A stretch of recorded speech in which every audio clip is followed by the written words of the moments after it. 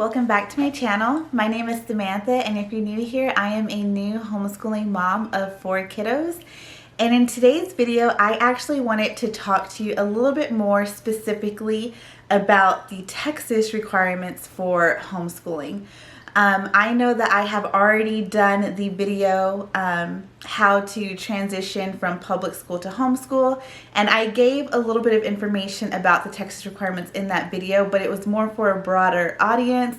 And so for all of my Texas folks here, I just wanted to make this specifically for you so that you could come here and get exactly the information that you need to start homeschooling. So let's get right to it.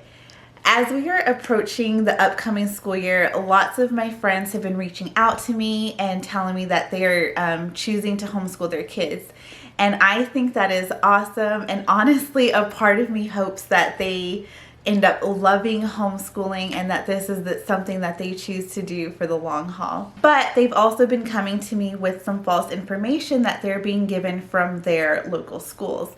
So I want in this video to set the record straight, and so if you know anyone who is considering homeschooling, please share this video with them so that they can get the accurate information. I have my iPad here with my notes so that I don't mislead you at all.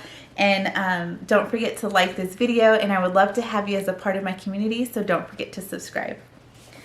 So without further ado, let's talk about the legalities. What are the requirements in order to homeschool in Texas? So first and foremost, the instruction must be bona fide, i.e. not a sham. Number 2, the curriculum must be in visual form. For example, books, workbooks, or by video monitor. And number 3, the curriculum must include 5 basic subjects of reading, spelling, grammar, mathematics, and good citizenship. That's it. So I have had a lot of friends tell me that their schools are giving them these long lists of things of the legalities of homeschooling, and guys, you're being misled. It is literally like these are the 3 requirements in order to homeschool. And I've also had friends tell me that their local schools are telling them that they need to come in and show what curriculum that they have decided to use because it can only be accredited curriculum. This is also false. Number 1, curriculum is not accredited. Schools are. So even the curriculum that your school is using is not accredited curriculum because there's no accreditation process for curriculum. However, schools, institutions, those sorts of things can be accredited. First and foremost, that's false. And second of all, you don't have to tell anyone what curriculum you're using.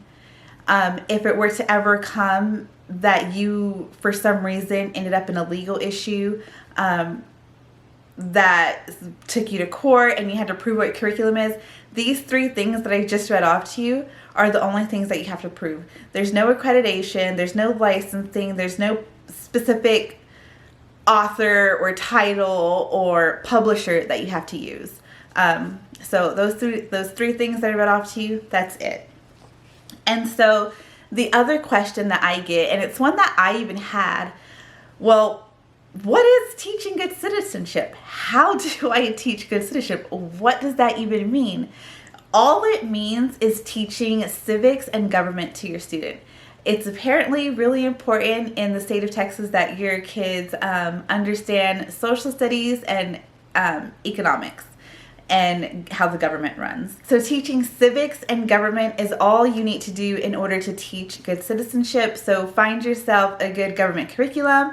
I can link down below that we are really excited about using Gather on Homeschool US Government. And also, if you're interested, I can send you some other suggestions as well. Just send me a message either here on YouTube, or I also have my email listed in the description. And so third, the other thing that I wanted to talk about that is really, really important, because this goes along with the whole being told that you have to fill out documents and come show what curriculum you're going to be using in order to get your student out from enrollment of their public school.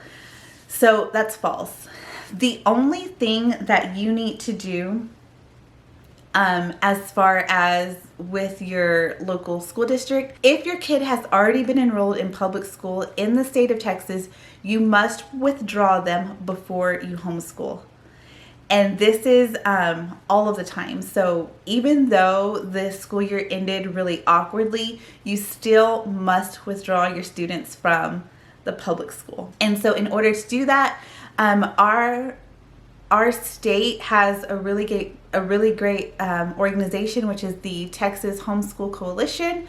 You can find them at thsc.org, and they actually have a form online that you can type in all of your information into, and it will draw up that letter for you and send it to your email. And then from your email, you can either print that out and send it certified mail to your school, or you can do what I did, which was I just got that, I saved that letter to my computer, and then I sent that off to my local school, and I sent it to the principal, the secretary, and all three of my kids' teachers.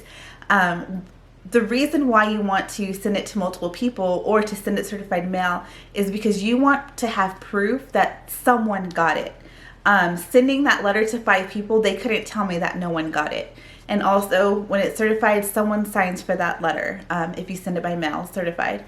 And so once you know that that has been received, there's nothing else that you have done. You have fulfilled legally what you need to do in order to withdraw your student from public school. It's just sending that letter and having proof that it's been sent. And so stand firm if anyone tries to call you or if they email you and try to get you to come into the school. You don't have to do any of that. Stand firm knowing that that withdrawal letter is all that you need to do, and just move on and begin homeschooling. And so before I end this, I just wanted to read off of the thsc.org website about withdrawing your student and what it could potentially mean for you and how to get that taken care of. There is no need to register or in any way contact the local school or the state government prior to homeschooling unless your student is currently in public school. And so then, like I said, you would have to submit that withdrawal letter. But if your child has never been enrolled in public school, simply obtain curriculum and begin. So what that is saying is if your kid is just now starting kindergarten, you don't have to contact anyone. You buy your curriculum, you start homeschooling. This is also true if you are moving from another state. So if you are coming from another state, like we came from Colorado, but we enrolled into public school. So say you come from Colorado and you never enroll your kids in public school, just start homeschooling. There's no one that you need to contact, no one that you need to say anything to. And this is given that, I mean, once you move states, you would have already withdrawn your kids from the previous state school. So no need to worry about withdrawing them here if you haven't enrolled them. And so it also says, it is also to your advantage to find a local support group to help you in this endeavor. And so that's where they're saying through the Texas Homeschool Coalition, thsc.org, you can find local support if it is needed, which would be in a situation where if a school or district is harassing you about needing more information from you outside of the withdrawal letter. So there you have it, guys. I hope that this video and information has been beneficial to all of my fellow Texas residents who are in the consideration process of homeschooling your kids, or maybe you've already started the process and you're being misled. Please share this video with anyone that you know who is looking to homeschool in Texas. And don't forget to like and subscribe, and I will see you guys in the next video. Bye!